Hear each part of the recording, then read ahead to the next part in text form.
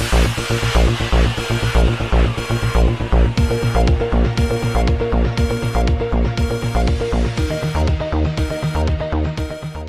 اللہ الرحمن الرحیم۔ السلام علیکم ناظرین۔ ڈویژنل کمشنر فیصل آباد عشرت علی روزانہ کی بنیاد پر اپنے آفس میں محکمہ صحت اور پاک آرمی کے اعلیٰ افسران سے انسداد کرونا اقدامات اور زیر علاج مریضوں کے علاج معالجہ کے حوالے سے میٹنگز کر رہے ہیں۔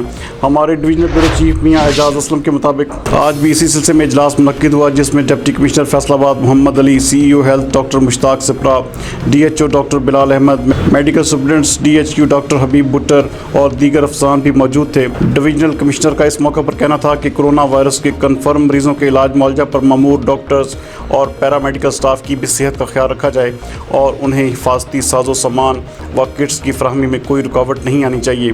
ان کا مزید کہنا تھا کہ نیگیٹو آئے ہوئے مسافروں کو ان کے آبائی گھروں میں بھجوانے میں تاخیر نہ کی جائے، جبکہ قواعد و ضوابط کے تحت ہی ہاؤس کوارنٹائن پر عمل درآمد کو یقینی بنائیں۔